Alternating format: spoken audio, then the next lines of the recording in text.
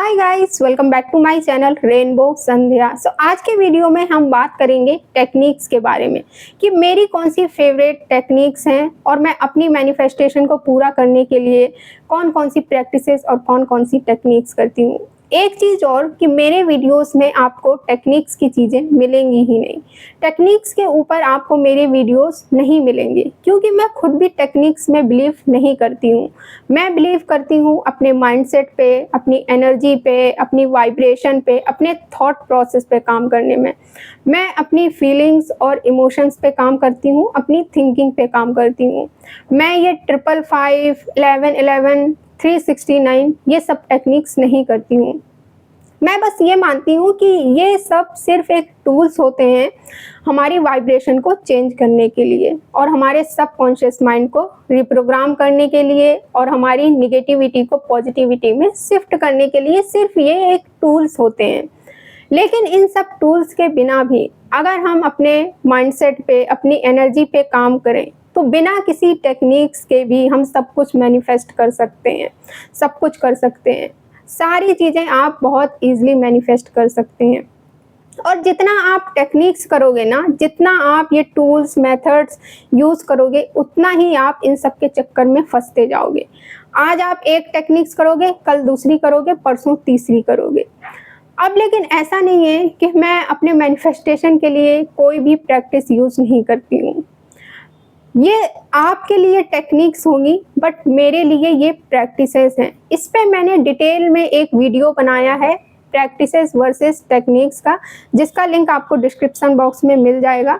उस वीडियो को देखने के बाद आपको ये बहुत अच्छे से समझ में आ जाएगा कि प्रैक्टिसेस में और टेक्निक्स में क्या डिफरेंस होता है और मैं इन्हें प्रैक्टिसेस क्यों बोलती हूँ। तो इस वीडियो में मेरी जो पर्सनल फेवरेट प्रैक्टिसेस हैं, आपकी भाषा में बोलें तो मेरी जो पर्सनल फेवरेट टेक्निक्स हैं उनके बारे में शेयर करूंगी आपसे। तो मेरी सबसे पहली मोस्ट फेवरेट प्रैक्टिस है स्क्रिप्टिंग। मैं अपनी हर मैनिफेस्टेशन के लिए स्क्रिप्टिंग का यूज़ करती हूँ क्योंकि मुझे लिखना बहुत ज़्यादा पसंद है। और स्क्रिप्टिंग मुझे इसलिए भी पसंद है क्योंकि इसमें सिर्फ एक ही बार लिखना होता है और मैनिफेस्टेशन के लिए तो स्क्रिप्टिंग करना बहुत ज़रूरी है क्योंकि चीज़ों को लिखना बहुत ज़रूरी होता है। जब आप लिखते हैं ना तो लिखने से आपको क्लैरिटी आती है चीज़ों को लेकर कि क्या मैनिफेस्ट करना है, कैसा कलर होना चाहिए, कैसा साइज होना चाहिए, कैसा ब्रांड होना चाहिए। ये सब सारी चीज़ें आपको पूरा डिटेल में एक्सप्लेन करके लिखना होता है और इससे ना आपको अपनी डिज़ायर को लेकर बहुत ज़्यादा क्लैरिटी आएगी जब आप लिखोगे। और लिखना ना एक फ़िज़िकल एक्टिविटी होती है क्योंकि बाकी सब प्रैक्टिसेस में तो, टेक्निक्स में तो हमारा ध्यान इधर उधर चला जाता है, जैसे अफर्मेशन बोलते वक्त या विजुअलाइजेशन करते वक्त। लेकिन जब आप लिखने बैठोगे ना तो आपका ध्यान ऑटोमेटिक लिखने पे ही जाएगा। जब हम लिखते हैं तो ऑटोमेटिक नेचुरली हम उस चीज़ पे फोकस करते हैं। 80% तो आपका ध्यान लिखने पे जाएगा ही जाएगा क्योंकि अगर आप फोकस नहीं करोगे, अगर आप ध्यान नहीं दोगे तो लिखोगे कैसे। तो मैं पर्सनली अपनी हर डिज़ायर को मैनिफेस्ट करने के लिए स्क्रिप्टिंग का ही यूज़ करती हूँ। लेकिन ऐसा भी बिल्कुल नहीं है कि मैं 21 दिन तक, 11 दिन तक, 25 दिन तक लिखती ही रहती हूँ। नहीं, मैं डायरी में बस एक बार लिखती हूँ और डायरी को बंद करके रख देती हूँ। अगर हाँ बाय चांस कभी अगर मेरा मन करता है दोबारा अपनी उसी डिज़ायर को लिखने का तो मैं ज़्यादा से ज़्यादा 2 या 3 बार लिखती हूँ। उसके बाद मैं यूनिवर्स पे छोड़ देती हूँ सब। वैसे तो मेरा एक बार लिखने के बाद ही मन नहीं करता है दोबारा लिखने का क्योंकि वो चीज़ माइंड से निकल जाती है और मैनिफेस्ट हो जाती है और मेरी लाइफ में आ जाती है। सिंपल।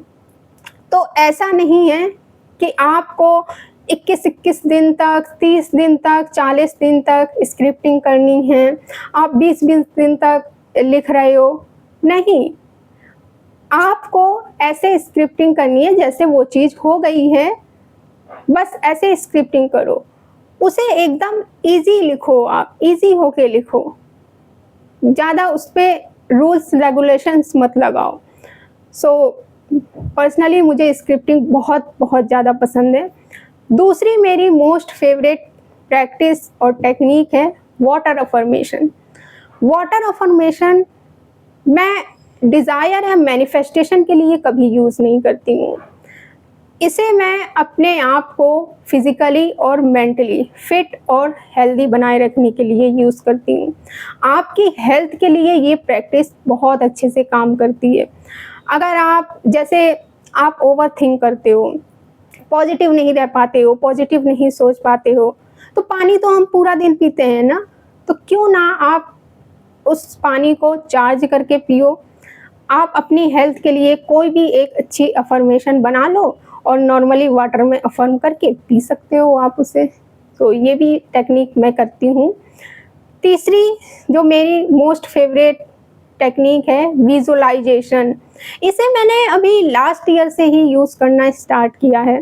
पहले मुझे ये प्रैक्टिस बिल्कुल पसंद नहीं थी क्योंकि मुझसे हो ही नहीं पाता था विजुअलाइजेशन। इसे मैंने अभी लास्ट ईयर से ही स्टार्ट किया है करना और फर्स्ट टाइम में ही मेरी मैनिफेस्टेशन भी कंप्लीट हो गई, पहली बार ही विजुअलाइज करने से। तो जब पहली बार में ही मैनिफेस्टेशन कंप्लीट हो गई तो इस पे मेरा बिलीव बढ़ गया। तो मैं अपनी छोटी-छोटी चीज़ों को मैनिफेस्ट करने के लिए इस प्रैक्टिस का यूज़ करती हूँ, बट अभी भी मुझे ये ज़्यादा पसंद नहीं है क्योंकि मुझे तो लिखना ही पसंद है। मैं मोस्टली लिखती ही हूँ, स्क्रिप्टिंग ही करती हूँ। नेक्स्ट जो टेक्निक है वो भी मेरी one of my favourite technique है, एक्ट एज इफ प्रैक्टिस या टेक्निक जो भी बोलो आप। इसका मतलब ये है कि जो भी चीज़ आपको चाहिए, हमारी जो भी डिज़ायर है उसे हम जीते हैं। जैसे कि वो ऑलरेडी हमारी लाइफ में है, वो डिज़ायर ऑलरेडी हमारी लाइफ में आ चुकी है, मैनिफेस्ट हो चुकी है। तो उस डिज़ायर के लिए हम ऐसा फ़ील करते हैं, ऐसे एक्ट करते हैं हम कि अगर मुझे वो चीज़ मिल जाए, अगर मेरी वो डिज़ायर पूरी हो जाए तो कैसा फ़ील होता है, हमारा सोचने का तरीका कैसा होता है, हमारी फीलिंग, हमारे इमोशन कैसे होते हैं। So act as if most favourite technique है मेरी और मैं बहुत ईज़िली कर पाती हूँ इसे। और पता है जब मैं वीडियोस नहीं बनाती थी यूट्यूब पे आने से पहले मैं बहुत ज़्यादा एक्ट एज इफ टेक्निक करती थी। लास्ट ईयर जून में ही मैं शीशे के सामने खड़े होके ऐसे एक्ट करती थी जैसे कि मैं कुछ बोल रही हूँ और मैं फ़ोन में भी ऐसे मतलब वीडियो रिकॉर्ड करती थी कि मैं वीडियो बना रही हूँ और मैं कुछ बोल रही हूँ। तो यूट्यूब मैं एक्ट एज इफ की वजह से ही आई हूँ। मतलब कहने का मतलब मेरा ये है कि मेरी ये manifestation act as if technique की वजह से ही कंप्लीट हुई है। और इस प्रैक्टिस की मुझे जो सबसे अच्छी बात लगती है ना, वो ये लगती है कि इसमें लेट गो नहीं करना पड़ता है क्योंकि इसे हम एक फ़न की तरह एंजॉय करते हैं, जीते हैं।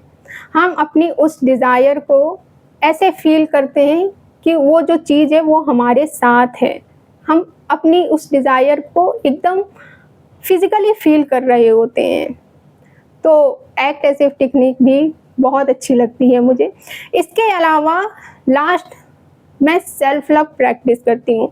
सेल्फ लव करना बहुत ज़्यादा ज़रूरी होता है क्योंकि सेल्फ लव करने से ही आपकी एनर्जी और आपकी वाइब्रेशन हाई हो सकती है।